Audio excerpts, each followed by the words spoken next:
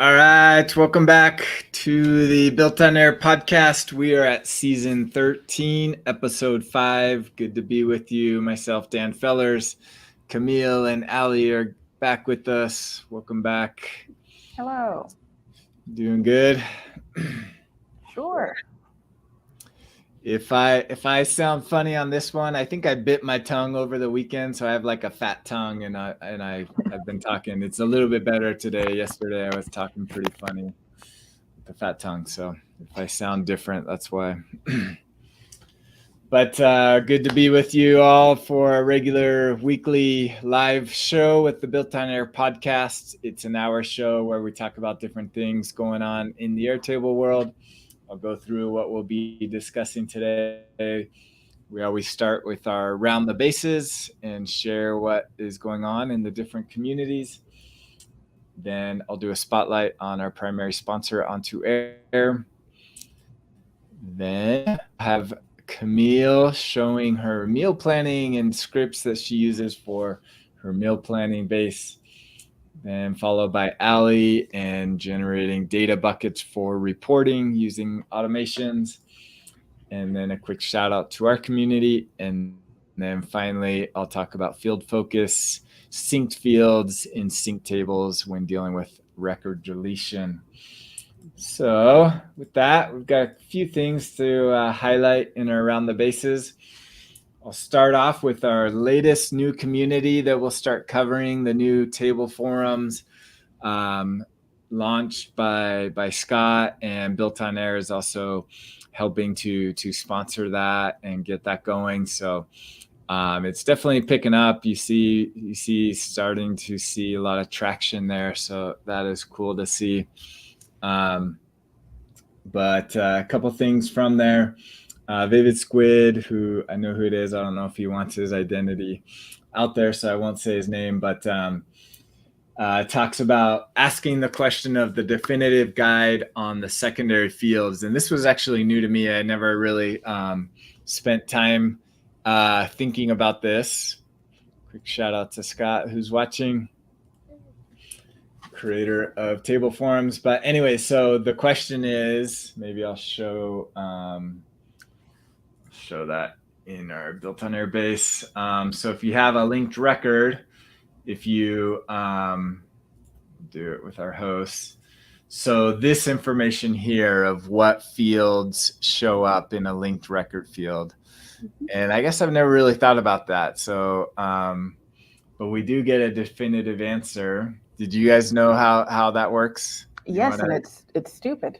Yeah. You should be able to control it like you can in interfaces, but it's based on the topmost grid view in a table. Yep. So yeah, the topmost grid view. So if you go to that table, and what Scott pointed out was even if it's hidden, it will still show up there. Mm-hmm. So even and so Uh-oh. Oh shoot. No. Dan. It's back. Am I back? Yes. All right. I'm even plugged in directly to my internet, so something else is going on here. Oh. We'll see. Hopefully I stick around. But yeah, so the top 4 where they come from. So even if they're hidden, so it's basically these 4 here. So if you have one, drag it down so that it shoot. Am I still here? Yes. All right. So yeah, so those are the fields that you need to be looking at to display on there. So that's good discussion. Shoot. Definitely. All right. I keep going in and out.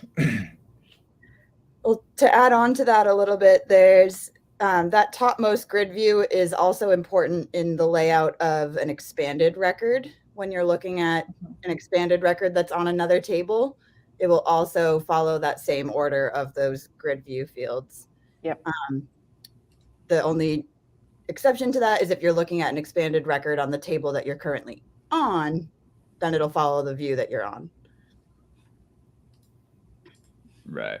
That's fair. All right, moving on. Next one, also from Table Forums. This is a good summary. This actually, I didn't know about this one either. So Scott showcases a cool little trick. I'll show this video. So basically, if you have grouping in a view, and hold on real quick. We got a question from Alicia. Welcome, Alicia. Does it also control order field appear in Zap? So in Zapier. I don't know. If I were to guess, I would say Airtable remembers the order in which fields were created for a table. My guess is that Zapier and other external integrations follows the created time for each field. So I don't believe it pays attention to the first grid view in the sidebar for that particular table, because there's no way for the other services to actually know which order views are grouped. That's not data that's passed. Yeah, and that's what Scott mentions. It's based on field creation. Yeah, the default, although they did just add the ability, might be only at the enterprise. No, I think it's at the pro. Now the API allows you to know what fields are in a view. It used to not tell you that. It would tell you the views and the view names, but not what fields are actually visible. And now there's a parameter that you can pass when making an API call. So in the future, that might change now that that information is available. But before that, yeah, it was the order of field creation. I would love that in the scripting API. Oh my God, I was doing something yesterday where I was like, why can't I do this? And I know what view I'm looking at, and Airtable knows what fields are in each view. Why can't I see it? So hopefully I have that. Yeah, maybe that's coming. I think it is in the custom block. It is. Yeah. So that's what I was used to. And then I went and tried to do something similar in scripting. And I was like, well, this is impossible. Great. I really want to be able to, like, I'm anxious for the day where you can create a view programmatically with certain fields visible. Mm-hmm. That would be amazing. Yep. Yeah. Yep. All right, next one. So this is, I mentioned earlier, so if you have groupings, what you can do is you can actually, once you start selecting and holding down the control key or Apple key, it will actually update the grouping summary at the top based off of just the fields that you have selected. So I'll show this animation of Scott doing this. So once you have multiple selected, then the grouping value updates for just those selected, which is kind of interesting. That could be bad, could be good, depending on what you need. But that's kind of cool. Yeah, I like that. It does that at the bottom if you have no group selected. So the very bottom bar, that's the overall summary of that column. I was not aware it also did that for individual groupings, but you know, that makes sense if you do it for the summary bar at the bottom. Love it. Yep. All right, next one. This one's just kind of more humorous. Kelly on Twitter must have been looking at the documentation from Airtable and thought it was funny that they have to explain what an email is. So there's a section, what is email? Email is a method of exchanging messages between people using electronic devices. So very thorough documentation, at least on this page. Love it. I mean, yeah, there's a lot of... Okay. I need to go back on Twitter, apparently. Right. I imagine they probably have like that format they have to follow for all their help docs, like if they're integrating two things, they probably have to say, what is this? This is that. That's probably fair. We'll give them the benefit of the doubt. It's also good for SEO purposes as well, I'm sure. Sure. Yeah, but anyways, that was okay. Next one, we're moving on to the BuiltOnAir community. This actually came in today from Ben. He noticed. He's like, I didn't know you could share a read-only of the entire base, and other people mentioned, no, this has been around for a while. But I thought it was interesting if Ben hadn't noticed this, and Ben's a pretty power user of Airtable, then likely other people may not know about it. So I just thought I'd share it. So yeah, so if you click on share view, this is just for a view, but if you go up here and click up on here, you have the base or the view. So at the base level, you can share publicly. And it does give you a little bit more things, allow viewers to copy data out of the view. Now this one, I don't think everybody has. I don't think this one exists anymore, showing extensions added to the space. This was like a beta that they were doing that I signed up for, and they haven't taken it away, but they have said publicly that they're not planning to roll that out.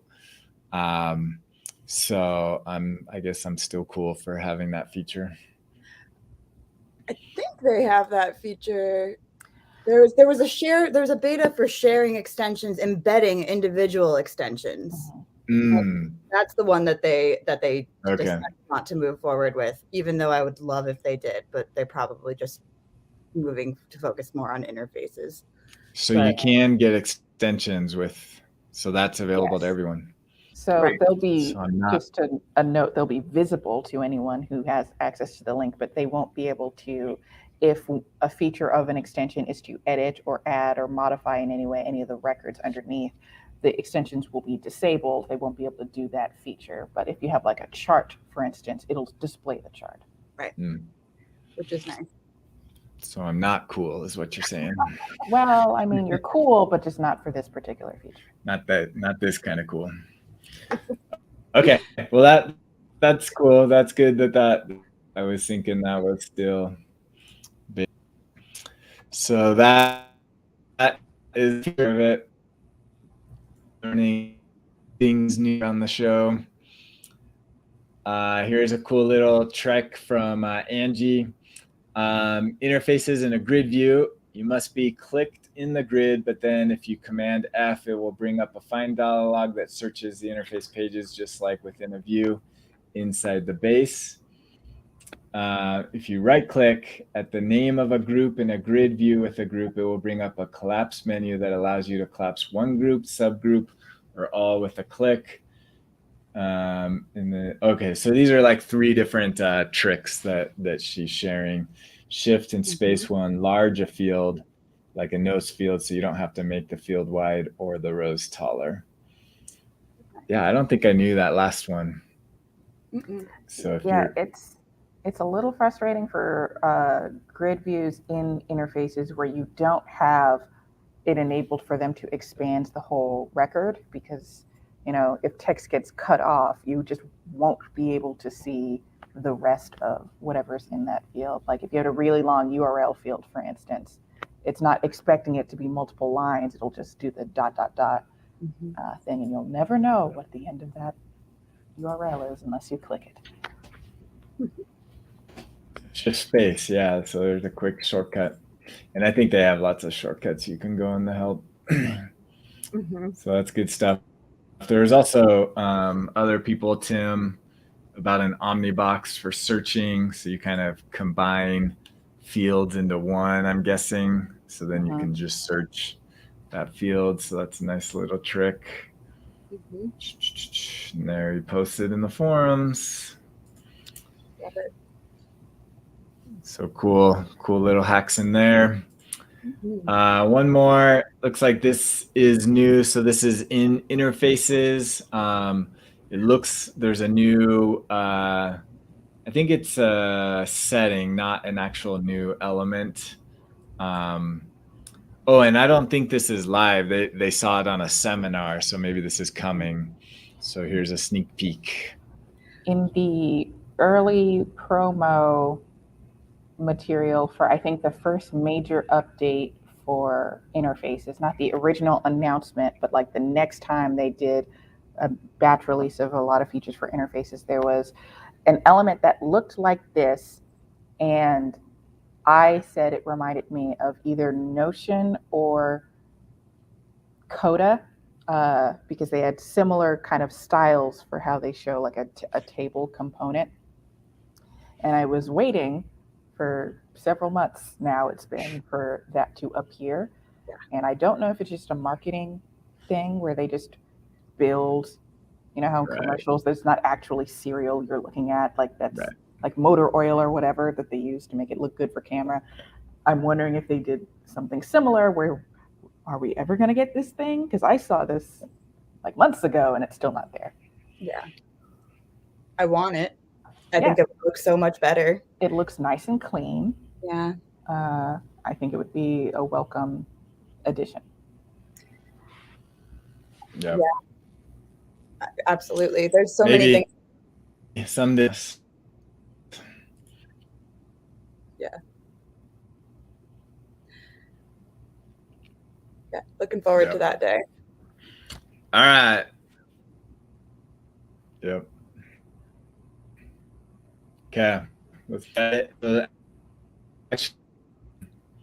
last three.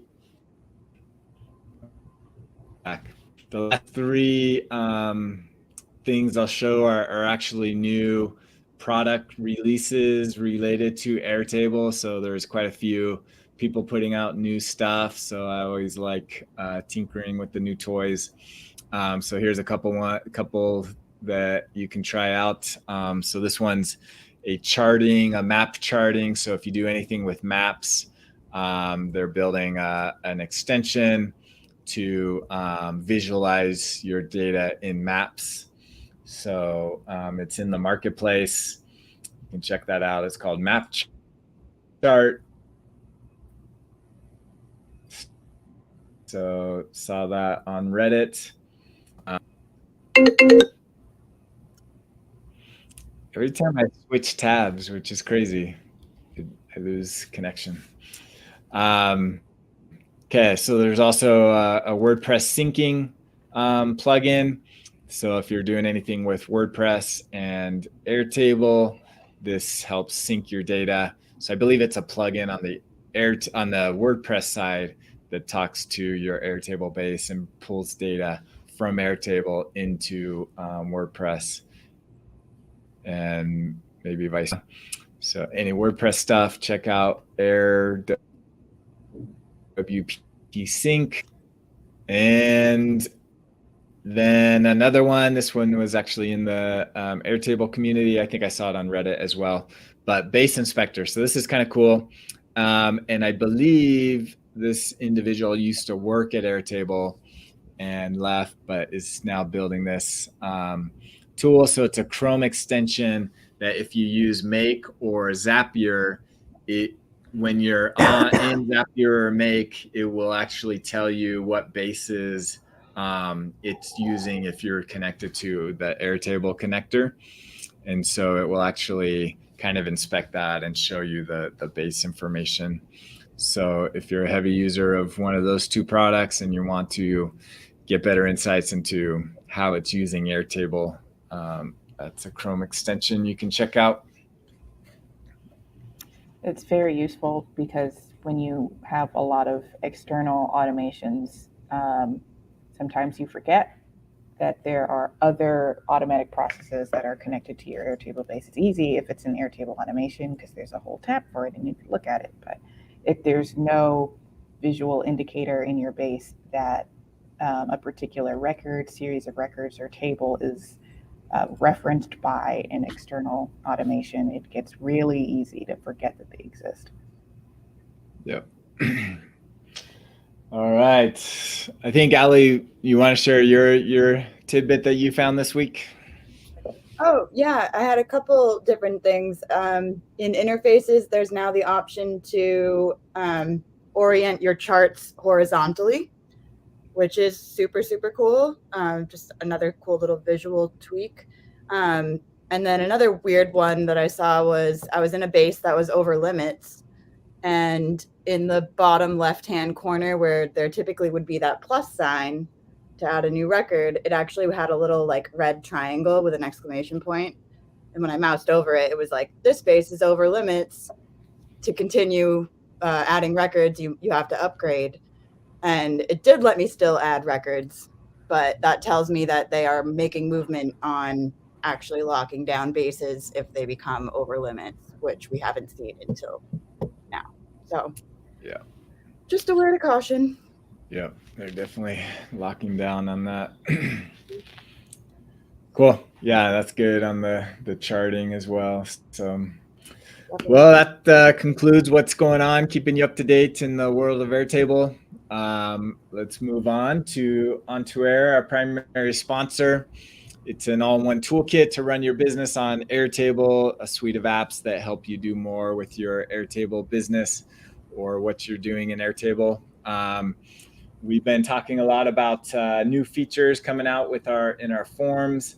One thing that I was going to show today was sometimes there's things that we need to do that are a little bit more behind the scenes, and they're not as cool as the cool new features, but they are kind of critical to making sure that things are running behind the scenes more. And so today I was going to showcase we're about to release our OAuth integration. So I've been spending quite a bit of time working with the new OAuth from Airtable, and that will be coming soon into BuiltOnAir, so you won't have to use your legacy API keys. They will still be supported, so we'll still have them at least for a while they're still valid, but these are going away next year in February. But you can also, instead of an API key, you can use what they call their personal access tokens. Those work the same as an API key. So those will still work here, although they don't want us to kind of rely on those. And so we are pushing the OAuth, but we will support, it will work just like an API key does, or an OAuth. So either way will work, although we are kind of encouraged to go the OAuth route. And do that. And so once you click on this, it'll take you to an Airtable page that showcases the permissions. The one thing I kind of don't like is you are required to have to select what workspace or what bases that you want to give access to. We kind of encourage people to give access to all of them, so that anything that you want to do in BuiltOnAir, this connector will already have access to all your bases, plus future bases, which is important. But if you want to lock it down, you can lock it down within a certain workspace or base. So that should be coming, if all our testing goes well, as early as this weekend, maybe another week after that. But excited to get that out there, start using.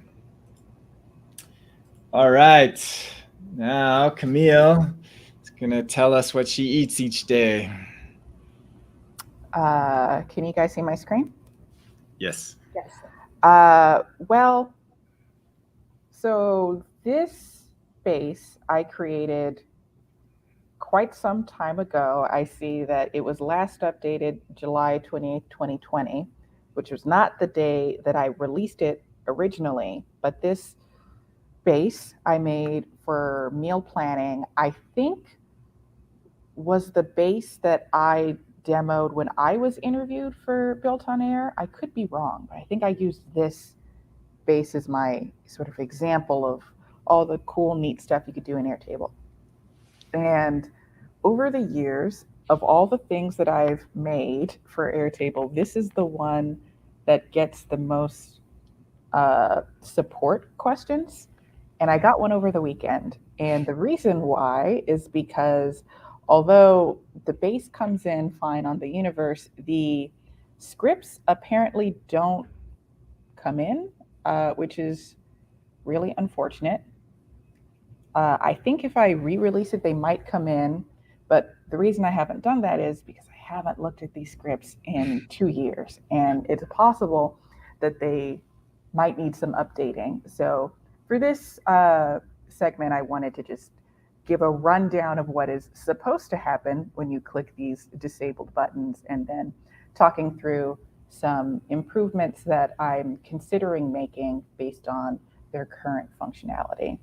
As a disclaimer, I have a separate copy of this same base that I sometimes use in my personal life, and I don't use the scripts at all. I just do it all manually. So it's you don't need these scripts, but they're useful. So the big idea, generally speaking, for this base structure, which is pretty adaptable, not just for meal planning, but more complex relationships in between different tables. You have a table full of meals, and each meal has a particular day and a type, but it can be linked to one or more different recipes. So if I wanted to cook two things on one day, I could. And then I have a button that will create leftovers. So an idea I had for this base was I say I want to make 5 servings. I'm not going to eat 5 servings in one day. I would be able to click a button and it would duplicate this same meal, the tomato sauce plus the stuffed shells, 4 times for consecutive days after this. And then I would say, well, this is what I'm going to be eating over the next 4 days because the yield is 5. I'm eating the day that I'm cooking. That is one of the scripts that is in the base. Another one is prepare recipe, which I don't understand why this was a script to begin with. So this is why I didn't ever re-release it, because in actually using it in my day-to-day, I sort of decided it's not super necessary. Looking at how the recipes table is structured, it has all of the fields that you might expect to be in a recipe field. And of course, like many different table structures, it relies on a junction table that I've named recipe ingredients. If I go to recipe ingredients, you'll see that each recipe has more than one line item that says how much of each ingredient needs to be placed within the recipe. So if I go to the ingredients page, it's pretty simple. The only thing that's somewhat special about this table was that it would be able to calculate what I would need to go to the store for based on what I have planned as a meal for that particular week. What the prepare recipe script is supposed to do is subtract what I have cooked from what I have said is in my pantry. That is incredibly unreliable, and I don't recommend this particular methodology that is loosely implied by this script here, unless you have a very, if you're a business, for instance, and you have very structured processes for maintaining inventory, then this is the type of script that would be necessary. If you're just some person like me who lives in a house who may or may not keep an accurate account of how many ounces of tomato sauce you have, you don't need this script. So this is a cautionary tale about whether or not you need to go overboard with something. The one that I think is worth saving is create leftovers.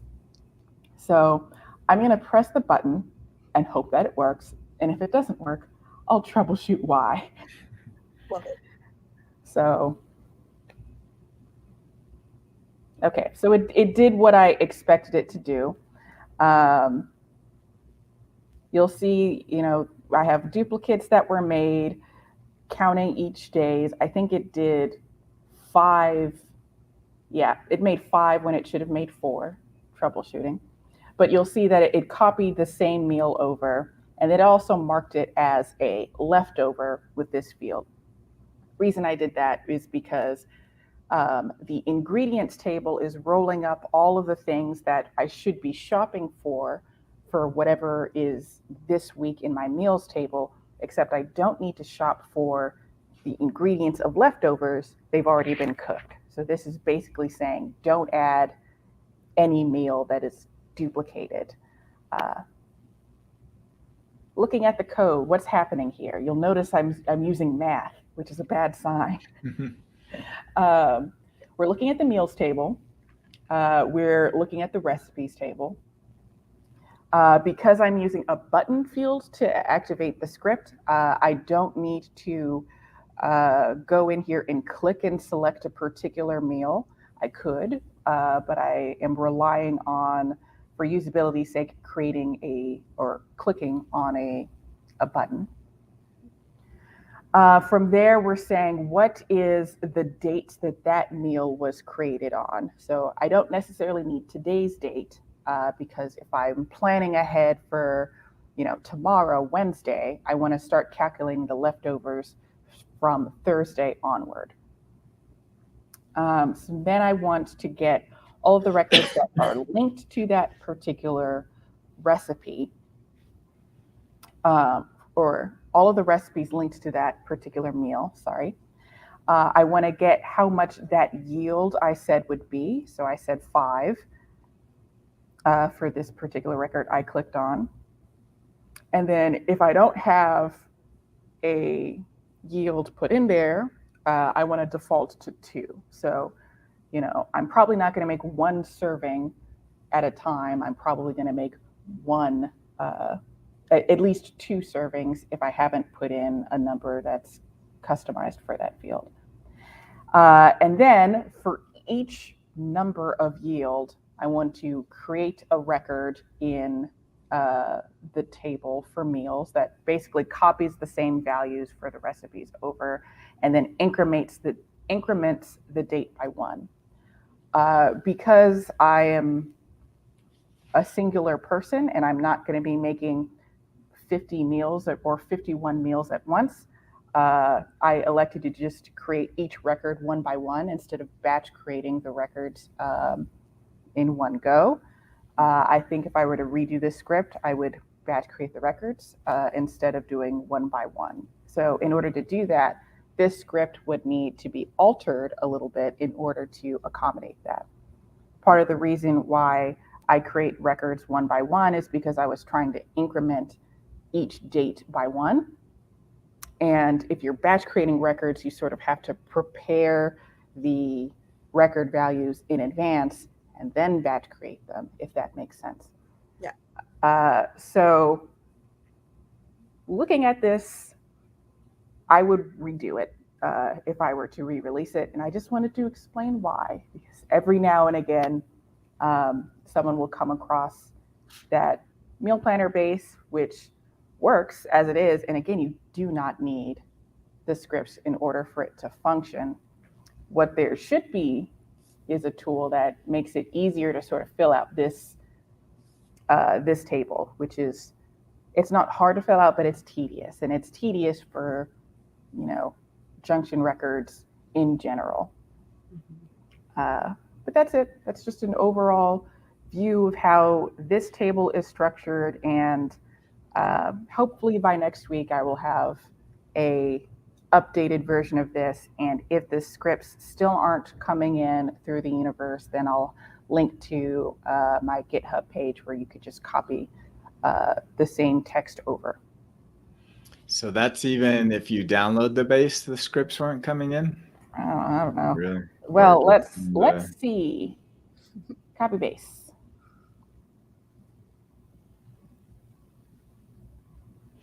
And Scott asks if you have a base that will actually cook the meals for him. No. So I really don't. Silly. Nope. Absolutely silly that it doesn't do that. There's a setting Right. before you share the base in the actual script extension to toggle on. That could be it, but it could be. I think it's when you upload it into the universe, isn't it? Well, right in the scripting app, there's also one under advanced, I think. Oh, Yeah, that's show right. code instructions. Haha, There it is. that's what I did wrong. I don't think that option was available when you I don't posted think this. it was either, because again, this was last updated in 2020. Yeah. So it had been some time. I'm not going to republish this though until the scripts have been updated, because again, I did also notice if you go back to the code in your leftover, Mm-hmm. I think We're gonna say this. you're missing an await on line 19. Oh yeah, I am. Oh yeah. See, just I was young and naive then. Yeah. Must await. Awesome. Cool. Thank you for sharing that, Camille. It's always fun to go back and look at code from 2 years ago. It's never fun because I always find things where I'm like, why did I do this? This is pointless. Yeah. Yeah. But the key is, if you want to know the secret to not having any leftovers, is having a teenage boy in your house. I've learned that. Gotta have to give me a few years. So that's in our house. My son does not leave much for leftovers. All right. Moving on. Allie.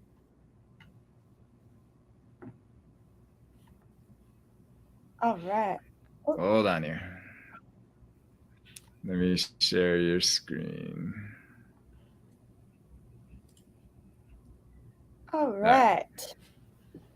Okay, so I was saying before we started this broadcast today, I can't remember if I've demoed this once before, but I think it's worth demoing again if I have.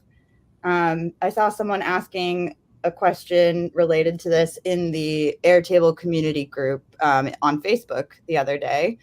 And it's a super useful tool that I use a lot in bases where I have to do like complex time-based reporting. It's also just nice if you like data and you want to bucket it in different ways. This is a good little method to employ. So I have this transactions table. That's all I have in this base. I've got a date, an amount. This gross transaction is just looking at whether it's an expense or income. So it multiplies the amount by -1 if it's an expense, otherwise just by 1 to keep it the same. And then I just have a single select field for company. This could be a linked record field, of course, but just to keep things very simple. I'm going to just talk about what I would do if I wanted to create a table of months. You could also do this with a table of weeks, or even go super granular down to like the day level if you wanted. But we'll focus on months for today. So I'm just going to create a new table and I'm going to call it months. And what I typically do on this table is I add a date field and I'll call it month start, and just put in, I know that my data starts in 2020, so I'm going to do just a couple months to start and give myself a lot of records in this table. I like to go out like as far as possible just so I don't ever have to worry about it. You could also set up an automation to create records on this table as you go through time, so you never have to worry about keeping this table populated. Another little trick, if you start, just like in Excel, if you start the pattern of 2 fields here and grab this little square nub on the side and drag it down, it'll follow that pattern down for that column. And then I'm going to add a formula for my name field. I always start with an if statement if I'm trying to transform a date, because if you don't have one, it'll give you an error. And I hate seeing those little hashtag errors throughout the base. So I'm going to say, if I have my month start field filled in, then I want to format that start. And I have a very particular way of formatting that I've landed on after a while that I think is nice. And I have a reason for it, which is if you start with this YY-MM, then when you're grouping, everything's going to fall in line by year, then by month. And so then it'll allow you to also show out the month and year in full after that. So it still looks nice and you can easily quickly see what each month is named. So then on my transactions table, I want to do the same thing. I'm going to create a formula field to transform this date, the date of my transaction, into that same format for the month that it falls into. So I'm going to write if I have a date, I want to format that date the same way. So YY-MM, and then the full month and the full year. This // is just visual. You could do whatever you want there. It could even just be a space. Doesn't need to be there, but I like it for visual purposes. And I'm going to name this month with a little gear in front of it. This is just my little symbol. I use gears all the time to like remind myself and anybody else that might be in this space, hey, this field is important. It's integral to the workings of how something functions in this space, but you can ignore it. It can basically always stay hidden. Then I'm going to add a linked record field to my months table. And I'm just going to call it month.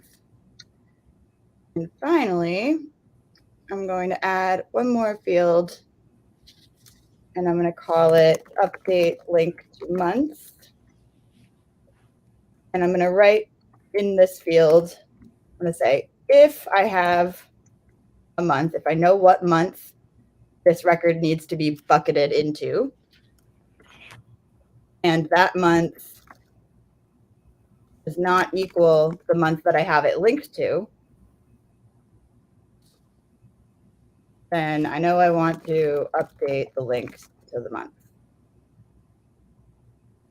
So all of these get filled in. If I were to take this and paste it here, this now goes away. So this gives me the ability to use that field as my automation trigger. So if I wanted to set up an automation, I would pick one. I usually, 99% of the time, I'm using when a record matches conditions as my trigger. And I'm going to say on the transactions table, when my update link to month field is not empty. Got this one example here. Then I want to update that same record. I'm going to update that month linked record field with the value from my formula field that knows what month it should be linked to. So if I test that out, we can see that gets rid of my formula field and it links it up to that month. Say link to month. I turn that on. Now, when I delete something, it should just pop right back in. And now on our months table, we'll be able to, if I just change this into a roll up, and I roll up that gross transaction field, I sum up all the values. Now I can easily see what I've got for each month. You can use roll-up fields to get, your average transaction or your highest transaction, lowest, etc. All sorts of different things you could do with it from that point. I like to also create like a years table and link that up to months, so that way you can create reporting interfaces for each year, for each month. You could go down to weeks or days, but the same method works really well to keep all the data where it needs to be in order to get that reporting correct. That's Very cool. Excellent. Nice trick there. Jan says he also does it similarly for his sales input. Yeah, I have a base on the universe that also uses a similar sort of methodology, and it includes a formula field that outputs, if you want to do, as you're saying, years and months, it'll output, both of them in just one field. So you don't have to have a one field for each, and then uses a similar process for automation. So it'll just link them both into the correct link fields. Mm-hmm. It works really well. The only downside to it that I've found is sometimes I'll also write into my formula that actually triggers the automation, like make sure that I have a couple other pieces of that record before it runs. Because Right. if you're actually entering the data in and you start typing a date, it's going to evaluate that date immediately and think that it has the right month. And it could be, maybe you're trying to fill in something from 2 years ago and it's going to automatically think it's February 2023. Mm-hmm. So there are some catches, but in general, it works very well. Yeah.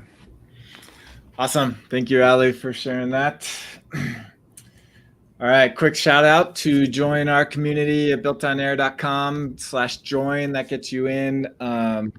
We have a goal to get to 2,000 members in our Slack community, and we're making good progress. We're about a third of the way there for this year.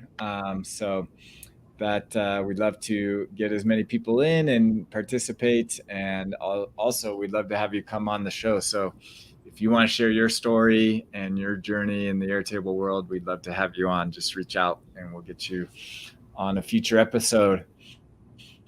Our final segment, I'm going to showcase sync fields or sync tables and how to deal with record deletion.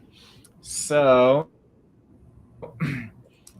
I assume if you have been using synced tables, it's been out for a while. And basically what it allows you to do is to have one table in one base get synced over into another table. And down the road, they'll have two-way sync. That's not available to everyone yet, but that is coming. But for now, it's kind of a one-way sync from one base. So you have your source base, and then you can sync it over into a destination. But when you set that up, so right now I'm in my destination. So you basically, from your destination, you'll create a new table, and there will be a process to pull them base. And one of the options of your synced table is how to deal with deleted records from the source. And so by default, it will delete the record in this table so that it always stays in sync. But it does have an option where you can leave the record in this table even when it gets deleted from the source table. So that's kind of useful if you want to. You can almost use this as like an archive where this keeps anything that gets deleted, and maybe you're refreshing your source with the latest information, but you want to delete everything, but you want to keep it in another base. So that's one trick you could use this feature for. So I've used this in some consulting work, and I think a couple seasons ago, I showcased how you can determine if you have that setting turned on to leave it here. If you have that turned on, how can you determine if a record that's here was deleted in the source? And the way that it used to work, there's kind of two ways.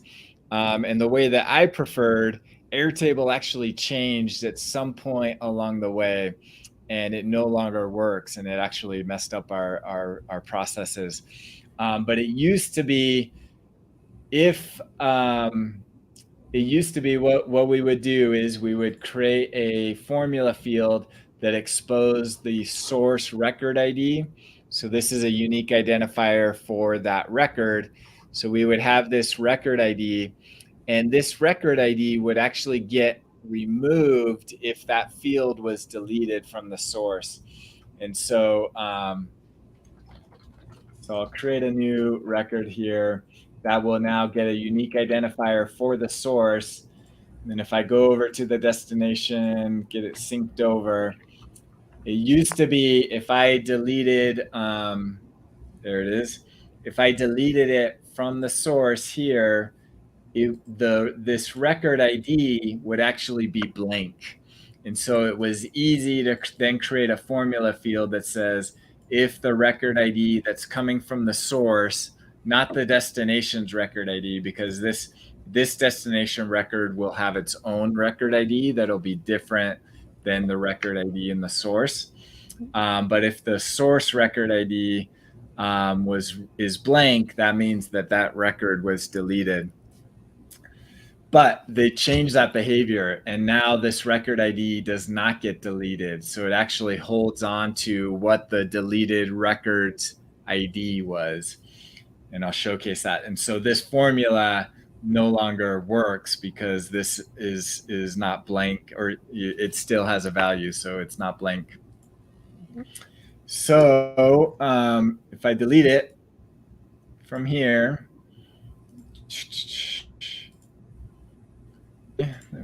come over here and sync.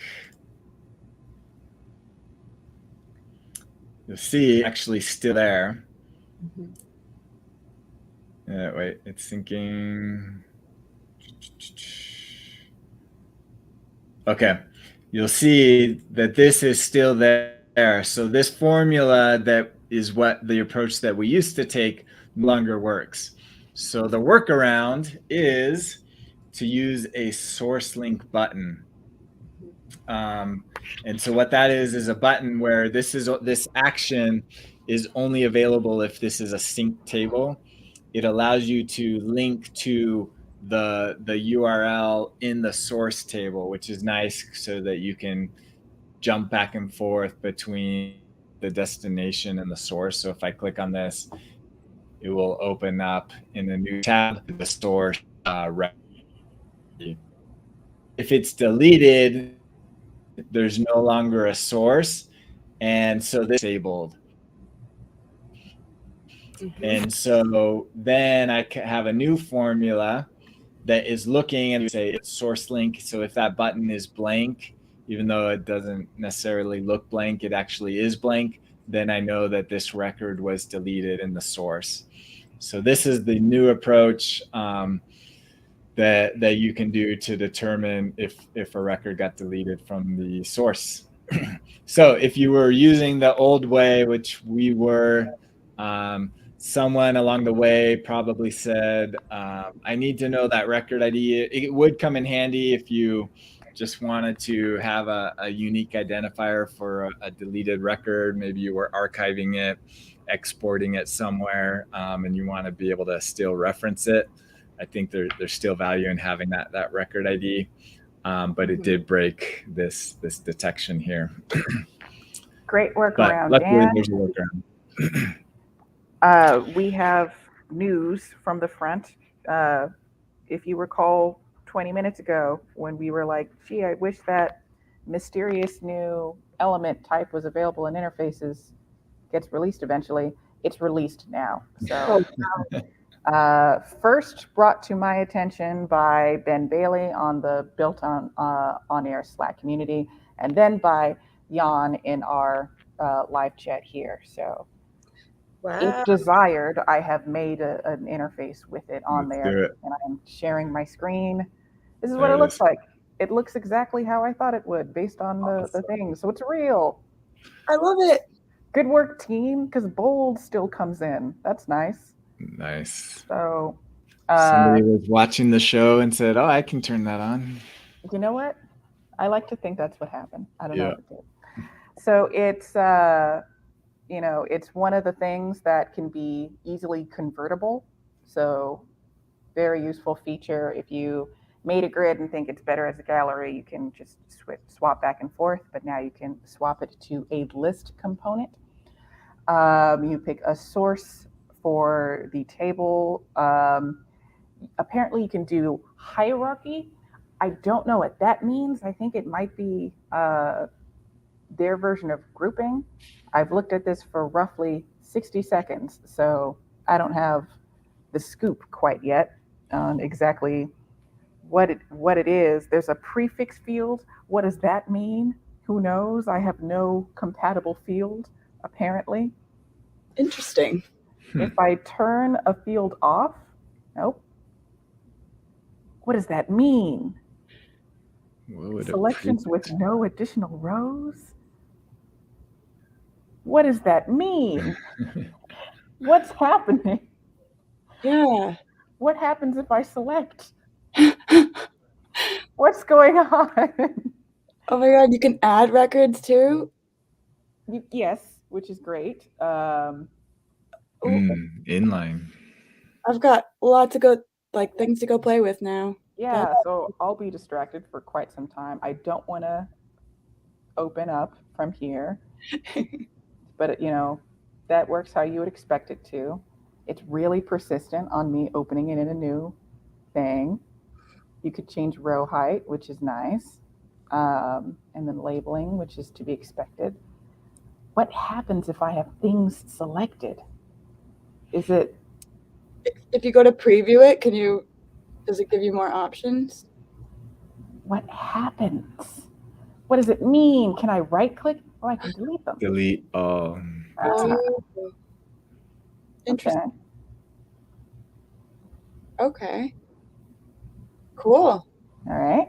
Fun things. So a nice new interface layout. I need to figure out what levels do. I see the premium icon on here. So this base is on a pro level workspace. I wonder.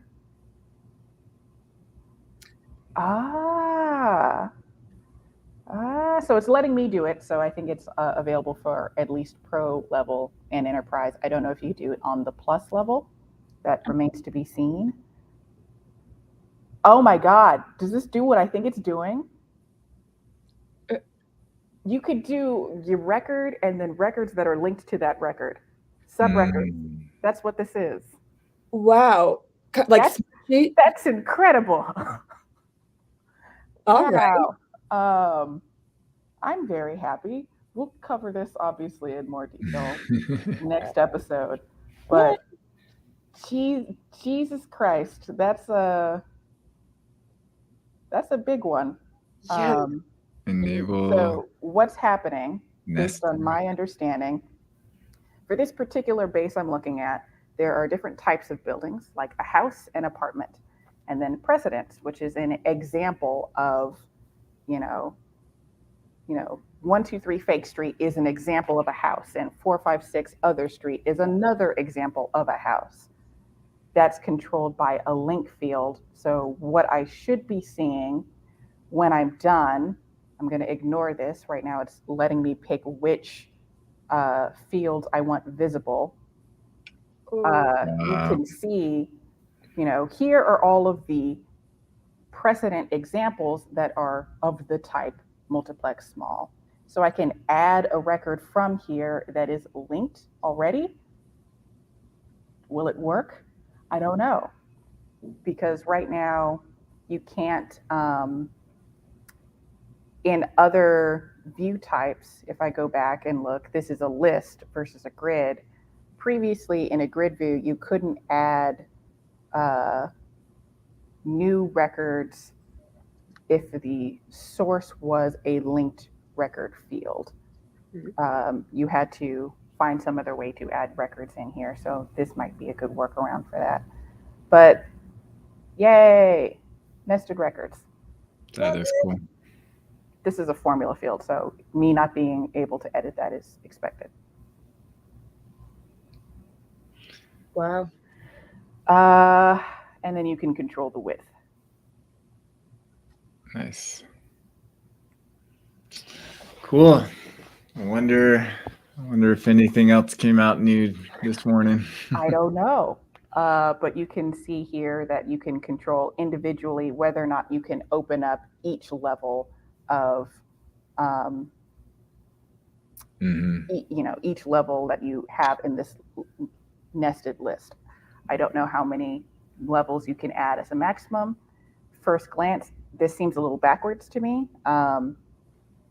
Precedents are my, nested level. To me, this is level 2, and this is level 1. That seems backwards to me. Yeah. Interesting. New levels, and then I can add a new level above. So that is an intentional thing for them. Interesting. I don't know. I think I would have done it the other way around. But this seems very cool. So I'll be obsessed with this for the next 2 hours. Melanie asks how many levels does it do? If it's Who knows? I don't know. This space isn't complicated enough for me to really push its boundaries. I'd have to find or create some random use case to really see if I were to guess either 5 or 10, because this would get really convoluted if you have several layers, or at least that's my opinion. I still don't know what prefix field means or does. And that's what I think, what this is controlling is like in a grid view, if you are grouping by a select field and you have a certain select option that isn't represented in any of your records, you can hide that group. This is a similar functionality.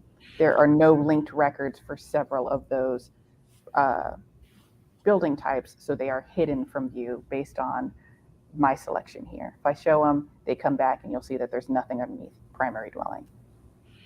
So Scott says it's actually a new view type in the data side. It's there too? Go out to the data. I'm losing my mind. Go to view. Oh my gosh. List. Oh my God. Wow. It's dark blue and everything. What on earth? Oh my. So that means they haven't fully given up on adding stuff to data this side of things.